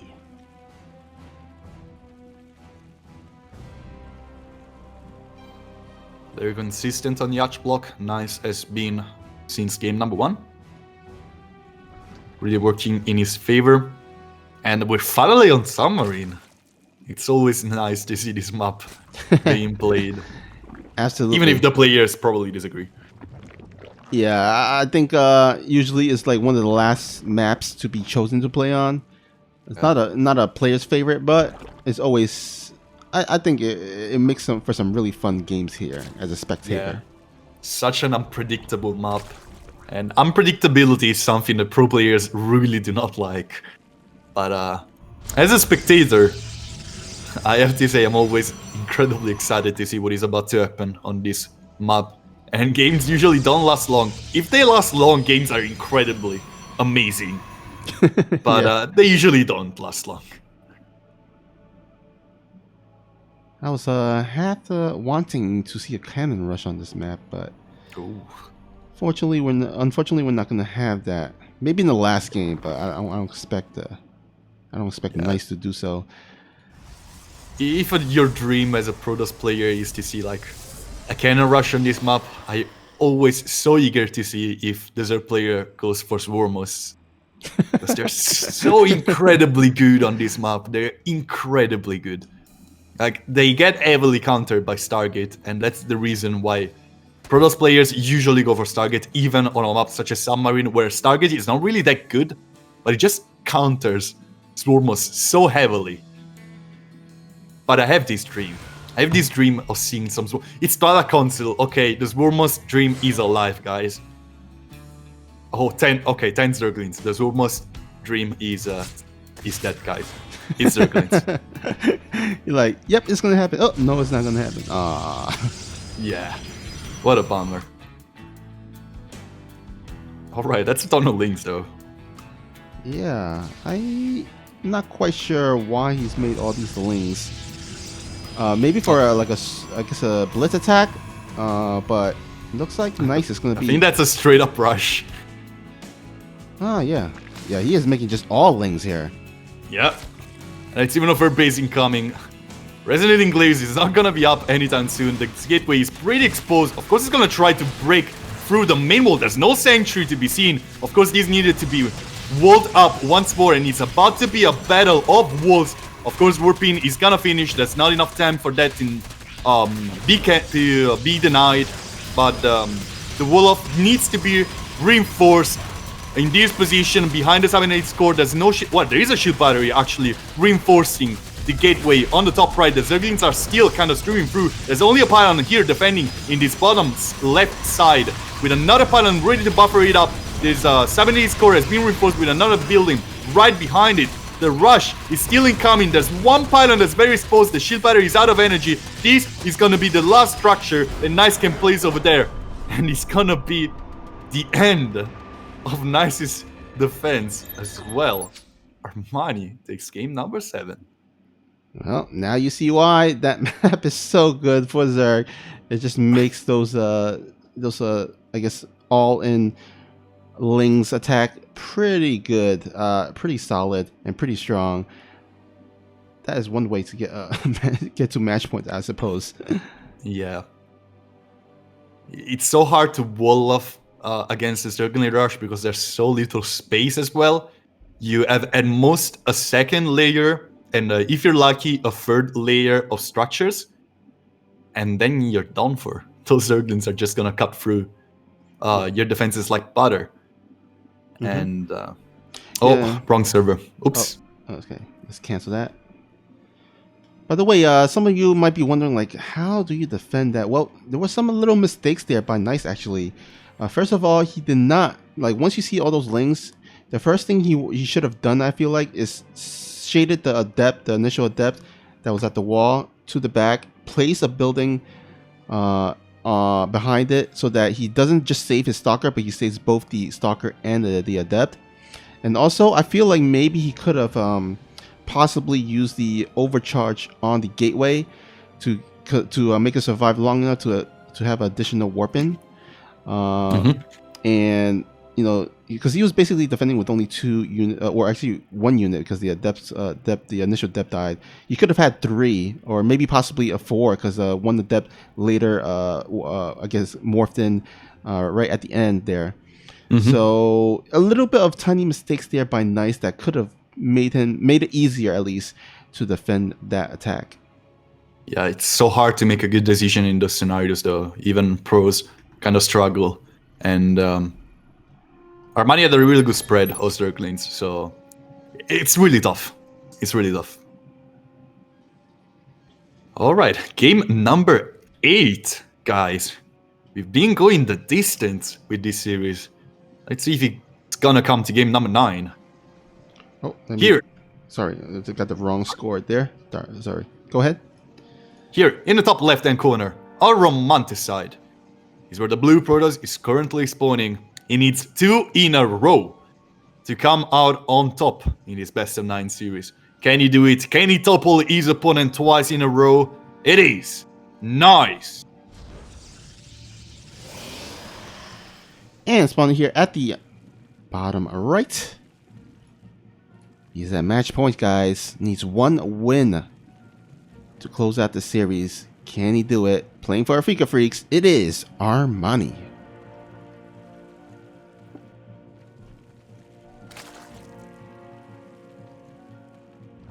Nice played an incredibly solid uber late game here, a Romanticide, earlier in this series. Him choosing this map once again really says a lot about how dominant the game was on his side, even with Armani actually being ahead for quite a while. And I'm curious to see if Armani will let Nice get to that point in the game, because I think he's really fearing to face that Fleet Beacon army once more. Yeah, I mean, the reason why this map is so good for it is that it's so easy to establish the initial 3 bases, right? Absolutely. And so, once you have 3 bases, economy up and running, you're pretty set. And so, I guess like taking a 4th will be a bit harder because you have the one that is like really in the wide open area, and then you have another one where if you get sieged up, it makes it hard to defend. So, but then in terms of the initial 3 bases, it's really easy to establish, and that kind of helps you establish and your fleet, your air fleet production. So I could understand why NICE decided to go for this map once again. Yeah, I agree on every single point you mentioned. And we're gonna see a Stargate, of course, as an opponent here on Romanticide. But as far as a nice build is, of course, going to be interesting. I'm more focused on what Armani's game plan is going to be. Because he's definitely the one who's gotta change something from how he played on this map the previous time we've seen it in this series. So that is going to be, at least for me, the main focus point in this game. You know what? Maybe Swarm Host. You mentioned earlier, It's a Stargate map and it's a huge map. It's incredibly big. So Swarm Hosts are kind of trash in this map. But I mean, them being trash could be the ultimate strategy. Who knows? I don't remember who in Katowice played a Nidus Swarmhost game here on Romanticide. I don't quite remember who did. Yeah, there's so many games. And they didn't win. Yeah. I mean, understandably, I guess. Yeah.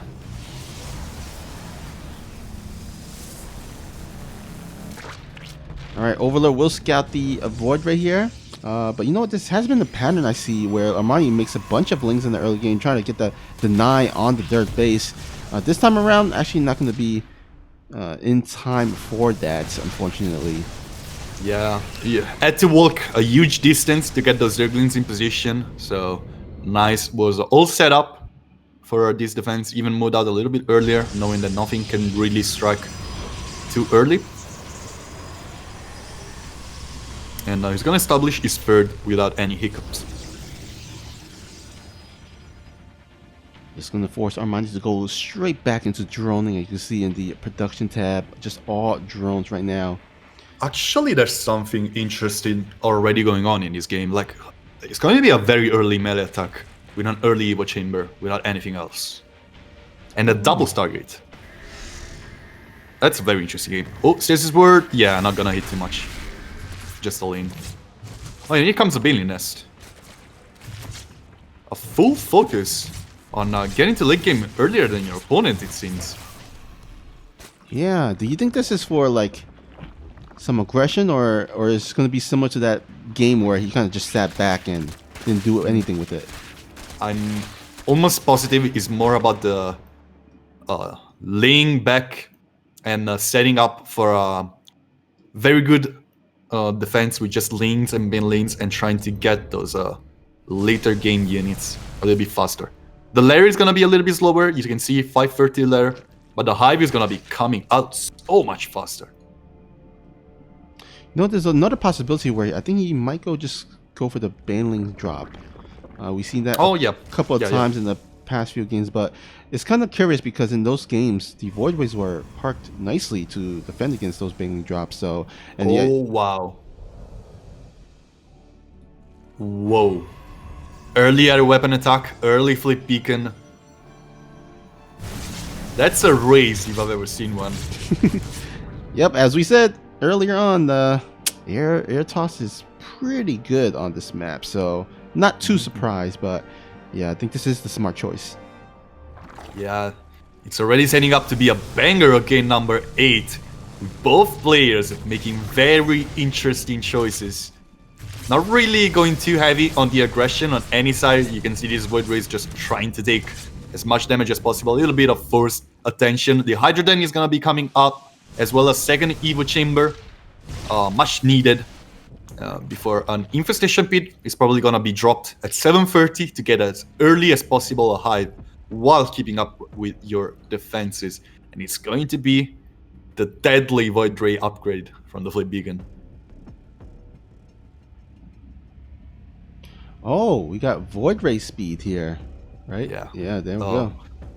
How's it called? Flux? I think it's anion. Oh, wait, no, something flux. Yeah, Yeah, flux something. flux veins. Flux veins, yeah. All right. Looks like. And there's a Robo incoming as well. Robotics Bay. I mean, Robo is already up. Yeah, it looks like we might actually have ourselves the air fleet along with the disruptors, which is actually pretty strong. Yeah, I agree. It's something that can be very deadly. Armani has been taking all the precautions he need. I would like, yeah, here comes the Infestation Pit. I was about to say I would like him to drop an Infestation Pit right about now, because he needs that high tech. And he's been listening to me, it seems. And it's gonna be a 730 Infestation Pit. Perfect timing on Armani's side. Wasn't expecting anything less from a player such as him. Oh, here comes the fast Void Rays, trying to take as much damage as possible inside the base of Armani. Lots of Queens, lots of Hydras, and a Spore Crawler to defend over there. While the first Disruptor is in the making. All these Void Rays are a little bit too exposed. There's a lot of crit tumors. That's something that Nice really needs to do something about. These Hydras, even without those muscular augments, can still move so fast and creep and keep these Void Rays at bay for a lot longer than Nice wants to see. Very early Hive on Armani's side. I have to admit, I love how Armani is playing this game. Yeah, I do too. Not making any roach in the beginning, because he did identify the army composition that Nice wanted to go for. So just went straight into Hydrolist. Getting the Infestation Pit is going to definitely help out with the narrow parasites and I do like where this is headed for Armani. But of course, it does come down to the execution, as last time around Armani was in kind of a similar state where he had the units, he had the tech to take down Nice's air fleet, but with some miscontrol, just kind of gave the game away. So Armani is going to definitely have to execute a lot better compared to the first time around. Alright, here come the Infestors upgrade for those later stages. And you were talking before about the possibility of Baneling drops. I think at this stage of the game, trying to cripple the economy of Nice is probably the best thing Armani can do. He's been playing laid back. I love how he's been playing. But being able to slow down a little bit that economy of Nice, instead of rushing up straight into this uber late game tech such as Ultras, I think that would have been slightly more valuable. Yeah, possibly. Oh, well. Oh, yeah, top right. Yeah, either way, we do have Armani kind of just going for all these tech pads, even adding the Ultraless Cavern here.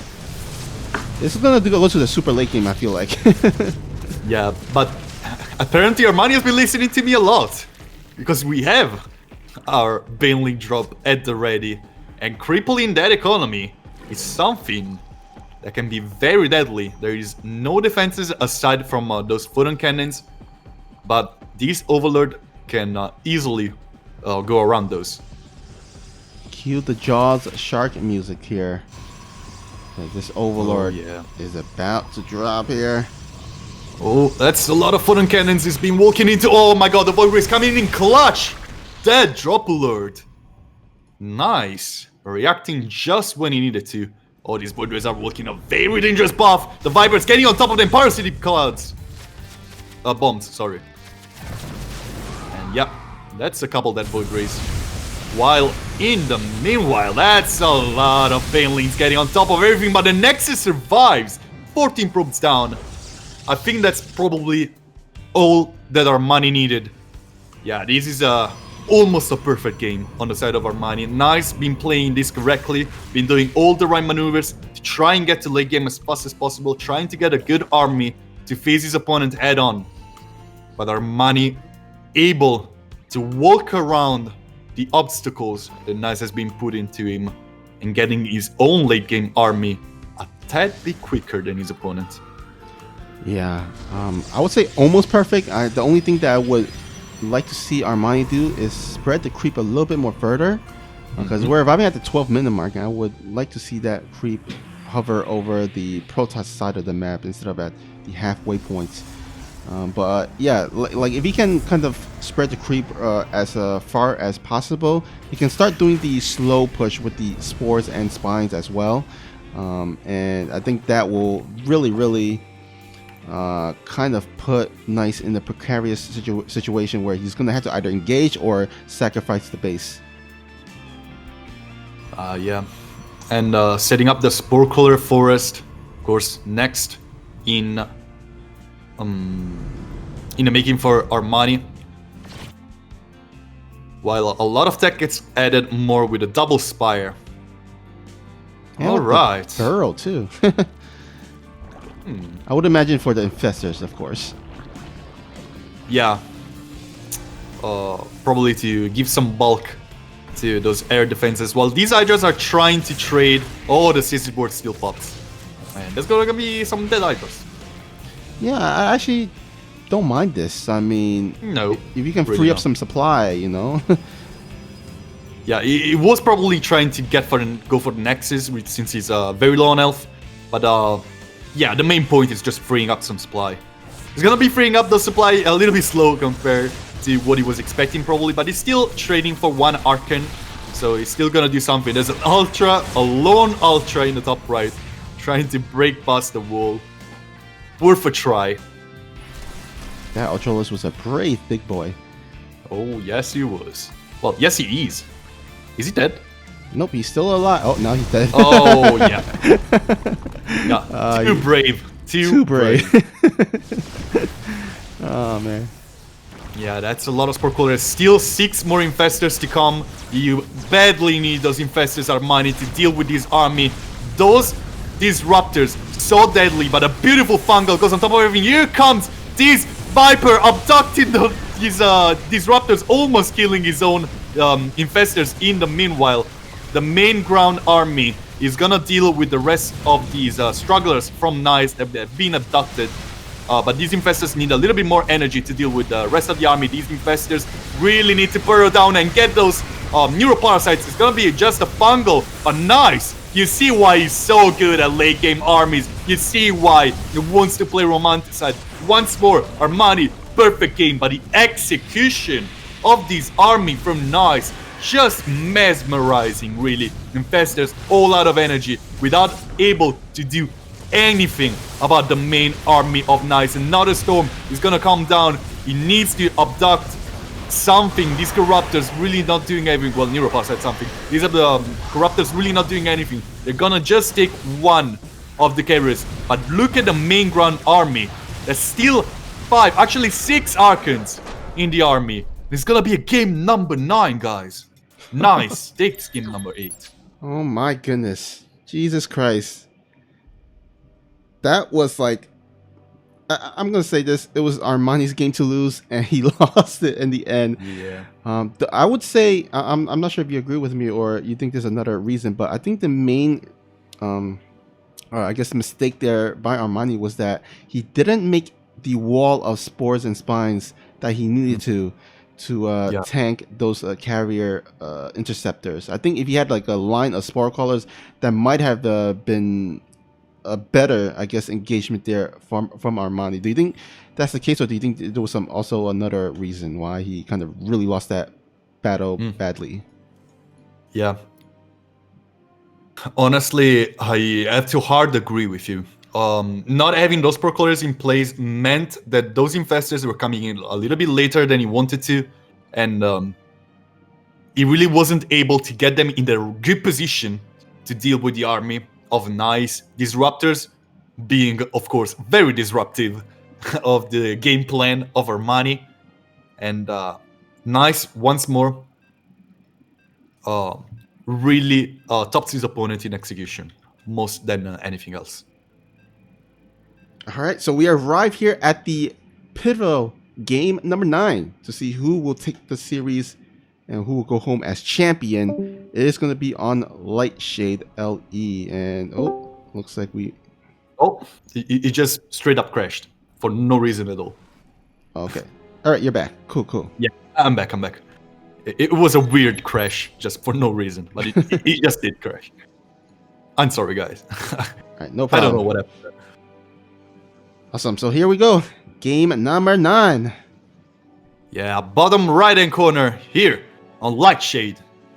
He has a dream to make it 2 in a row and bring the series back home with India's last chance for both of them. Can he do it? It's Alpha X. Nice. And this man here at the top left also has a dream. He's playing for Afrika Freaks, looking to close out the series. Give it up for ARMANI.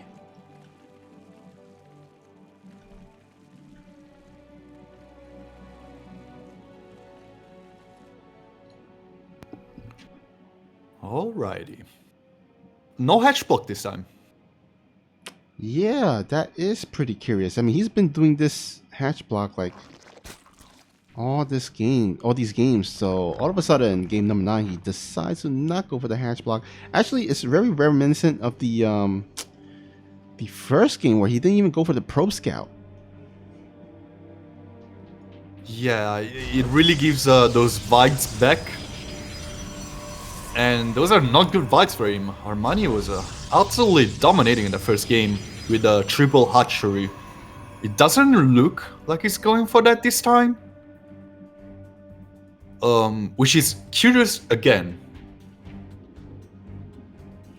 Okay, so I guess he's going for a kind of a later probe scout here. I guess he's kind of trusting the fact that ARMANI is not going to cheese him in this final game. There hasn't been really any cheeses, like early game cheeses, throughout the whole series. Well, except for Submarine. Oh yeah. I mean, but in terms, even in Submarine, it wasn't like a full-on early cheese, like a 13 pull or anything like that. Yeah. It was just a straight-up rush. Nothing too fancy about that. It's not beautiful. It's a little bit ugly, but it does the work, right? Mm-hmm. Hey, you know what? Whatever you need to do to get that win, right? Yeah. In war and in love. With the exception of going to your opponent's house and just knocking them in the head and knocking them out, and then going back to your home and claiming the victory. Besides that, Yeah, that is beyond the point, really. All right. It's gonna be a Stargate even on Lightshade, which colors me a little bit surprised. Lots of things in this early game from both players have me a little bit I don't want to say perplexed, more like I'm not really sure what is the meaning behind this Stargate. Maybe just a trend of Stargate being working well for him and deciding to go for that once more. But Lightshade not notoriously a great Stargate map, really.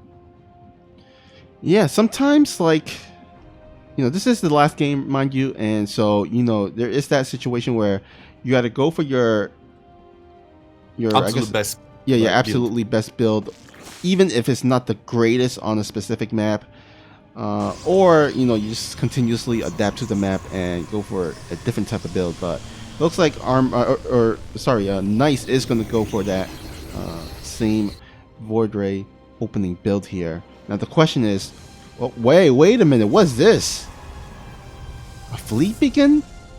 That is a very early fleet beacon. Before a third?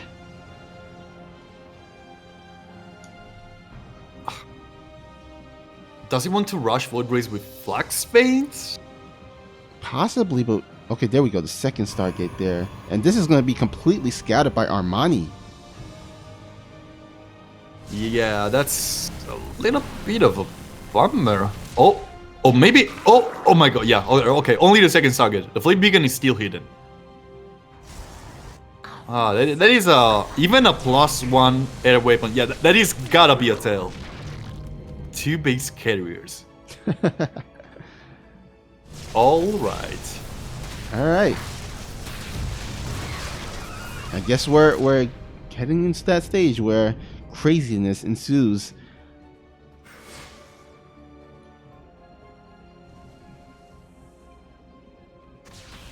I'm actually really curious to see if this works or not. Yeah, I'm a little bit of a lost word because on the other side, Armani has been doing so many Zerglings as well. Really not doing much with them. A very early lair with 4. Yeah, this is going to be a spy play on the side of Armani, 100%. No need for 6 gas unless you're going for Spire. And there is a good catch, considering he probably understood what is going up in nice space. But he really needs to speed up the process of those Corruptors or Mutas coming up, because Spire takes a lifetime before it's done. And if he goes for Hydras, not too sure about that. Yeah, I mean, I fully expect, like you said, that he's going to go for Spire instead with the 6 gases. Now with this kind of this carrier build here, this 2 base carrier build, it has been done before in the past. I think more so in the Heart of the Swarm days, or either early Legacy of the Void days, because you know the idea is you open up with like 3 to 4 carriers, go across the map, do as much damage as you can, and then just like either fully go into Void Ray production, or you go straight into mass gateway transition. And yeah, with a lot of Zealots and a couple Archons mixed in.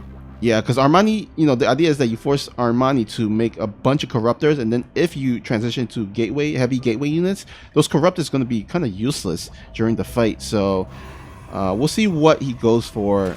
But with the +1, I'm guessing he might go into just massive Void Rays, but who knows? We'll see. We shall see. Yeah, the Spire is halfway through, but there's already a consistent amount of carriers. The 4 you were talking about, he's probably gonna stop at that, it seems, with a third Nexus coming up. Armani not really playing proactively. I think this was a third Nexus that could have been cancelled. In the end, it looks like Nice is trying to go for a little bit of a scout with this Void Ray here in the top left. Not really gonna catch much happening, really. The Spire is up now. No upgrades from the Spire. That's a lot of resources being banked by Armani, and he decides to use them into Corruptors. Oh, here comes the run by I was talking about. He was waiting for the Nexus to be finished. That's actually pretty clever, but it might be a little bit too late for that. Alright, looks like we have a Ling drop here into the main base. Usually it was the Baneling drop. This time around, I'm going to switch it up, go for a Ling drop instead. And actually, you know what, this is going to be unscouted. Yeah, it's gonna be dealing a lot of damage, honestly. Like, going past the defenses, the Void Ray was very far from here. And it's gonna be, a carrier popping up just about now. It's a little bit of a bummer with these 2 Zealots being warped in. Very quick reflexes on the side of Nice. And actually, this drop alert doesn't do anything. Yeah, so nicely held here. Not getting too much damage done, but these Corruptors are making their way right straight line into the main base here to shut down these carrier and Void Ray production. I'm gonna guess they're either gonna vomit on the Nexus or vomit on the Stargate. I'm gonna say the Stargate possibly. Oh, actually, you know what? Just backs out as he sees the shield battery there.